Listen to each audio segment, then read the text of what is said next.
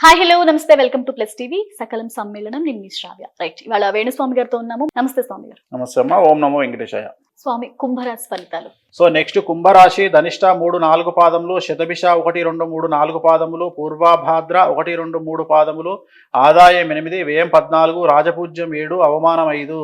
So కుంభరాశి వారికి 3వ పాదంలోకి ఏలినాడు శని ఎంటర్ అవుతా ఉంది. అంటే ఏలినాడు శని 3 పాదాలుగా ఉంటుంది.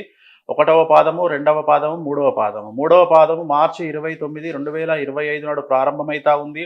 విద్యార్థులకు వ్యసనాల వల్ల సమస్యలు ఏర్పడతాయి, స్నేహితుల వల్ల సమస్యలు ఏర్పడతాయి, పోలీసు కోర్టు కేసులు ఉండే అవకాశం ఉంది, గొడవలు జరుగుతాయి, ఉత్తీర్ణత శాతం తగ్గుతుంది, బ్యాక్లాగ్స్ ఉంటాయి, మార్కులు తక్కువగా వస్తాయి, కోరుకున్న యూనివర్సిటీలో సీట్లు దక్కవు, విదేశాల్లో వీసాలకు రిజెక్ట్ అవుతాయి, తల్లిదండ్రుల్లో ఒకరికి ఆరోగ్యపరమైన ఇబ్బందులు ఉంటాయి.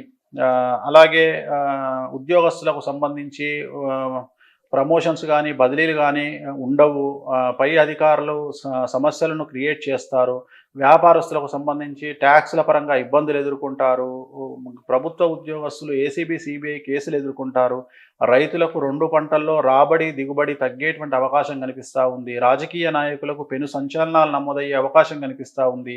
క్రీడాకారులకు కళాకారులకు విశేషంగా సమస్యల బారిన పడే అవకాశం ఉంది. అనుకున్నటువంటి స్థాయిలో ప్రోగ్రాంలు రాకపోగా వచ్చిన ప్రోగ్రాంలు కూడా చెడగొట్టుకునే అవకాశం కనిపిస్తూ ఉంది. సో ఓవరాల్గా కుంభరాశి వారికి సమస్యలు కంటిన్యూ అయ్యే అవకాశం ఉంది. స్త్రీలకు మరీ ముఖ్యంగా మానసికమైన ఇబ్బందులకు గురి చేసే అవకాశం ఉంది. సో వీరికి సంబంధించినటువంటి రెమెడీ తిరునల్లార్ శనీశ్వర ఆలయంలో ప్రత్యేకమైన శని పూజ నిర్వహించుకోవడము, శుక్రవారం నాడు ఎల్లో కలర్ బట్టలు వేసుకోవడం ద్వారా సమస్యల నుండి బయటపడే అవకాశాలు ఉన్నాయి.